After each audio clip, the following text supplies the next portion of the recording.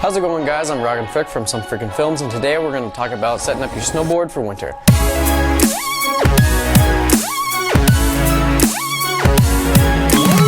So first off, we got choosing your board. The best thing to do when you choose your board is you want a board. It depends on what you're going to do. If you want backcountry, I kind of like a longer board for backcountry, even though a shorter board probably can help you weave through the trees better.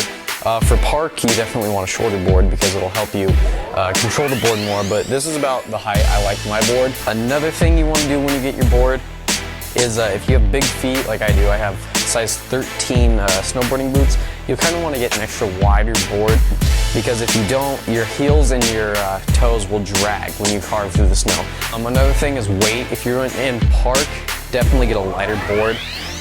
It's easier to control. This one's kind of heavy. A lighter board I think is better in general. It flows better on the powder, and it feels better like when you're riding up a ski lift. It doesn't hurt your legs as bad lugging this thing. This one's pretty heavy. I don't like lugging it around all day, but it is a good board. It's really durable. Another thing you're going to want to look into for a board is the flexibility of it. If you want to do some park and do some butter tricks and stuff like that, definitely get a flexible board. I can't butter at all on this board.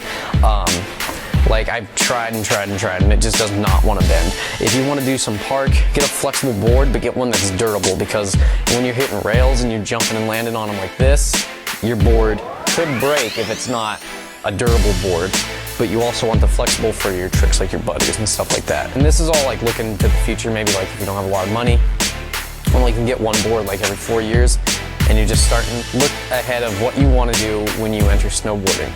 Like if you want to do backcountry, get a nice durable board that has good edges, because if you can see on this board, it has a lot of chips on it, and that's because all the rocks and trees I've hit with it. And something I had to do because I was banging up my noses and tails so bad on this board is I had to get these bumper guards for your backcountry. So if you're thinking about doing backcountry, definitely go to your local snowboarding shop and put bumpers on the edges, because it does amazing for protecting against rock. Next thing we should talk about is choosing your bindings. Bindings I got are some Burton Freestyles in the black. You want to make sure that they fit with your boots, so probably purchase these at the same time you get your boots, and put your boots in the binding and just strap them up and make sure everything fits. Alright, so on to choosing your stance. There's two stances basically for snowboarding.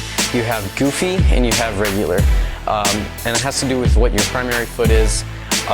Growing up, I had a lot of confusion between snowboarding shops. They're all telling me, oh, you're goofy, you're regular. So the best way to remember is your primary foot, whatever foot is your main foot, goes in the back of your board, because that's what you use to steer. And the best way to do this is to have your have like a friend or somebody push you, and just whatever foot you land on, like whatever foot goes out that catches you, is your primary foot, and that goes in the back of your board.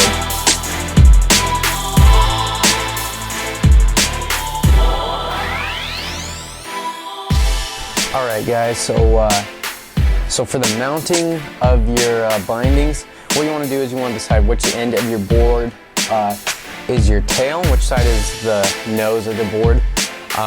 This board, it doesn't really matter. It's they're the same on both sides. Some boards will have like maybe wider nose or a wider tail in one of the others. This one doesn't matter, but it does matter for me because I've already mounted my stomp pad from last year. So you got to make sure whatever foot is going in the back is going to be your primary foot. Well, if you're going to be normal, which I recommend for your first stance, just doing a normal stance, whether you're regular or goofy. For your back binding is you have little degrees on here, and you want to go +6 degrees. So mine goes from 0 to 15 in 5 strokes. So each one's 3. So we're gonna go 1 and then 2, and it will lock in this little joint here. So you're gonna 1, 2, and then you're gonna put it on your board and line up your holes. You can either line them up for toe heavy or heel heavy, depending on what your preference is. I like to do mine right in the middle. So then you want to take your screws and a washer, and you're going to stick them in and screw them in with a screwdriver. That's all you need. For your front one, you're gonna wanna go 21 degrees, plus 21 degrees. So that's 21 degrees forward.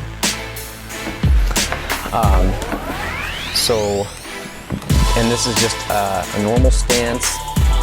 You're gonna go 21, so it's gonna go 15 to 30. So that is, so you take your arrows, and you go 15, 18, and then 21. And so that's all lined up now. So you just put that right where it goes and lines it up. I think it's called a flat stance, which is good for people who snowboard both ways. 0, 0 on both of them. So you just line these up and it will be perfectly flat for you. So it'll look kind of like that. It'll just be perfectly straightforward. Duck stance is kind of weird. It's not too comfortable on the knees, and neither is the flat stance. But if you have really good knees, you could try these. I don't have very good knees, so I don't like these at all. But for your back one, you do negative 15. On the front, you do positive 15. And then you put that down, and it's going to point that way. So they're going to be making like a V shape, and that's a duck stance. Thanks for watching this episode of snowboarding tips and tricks. I'm Rugged Frick, and I'll see you next episode.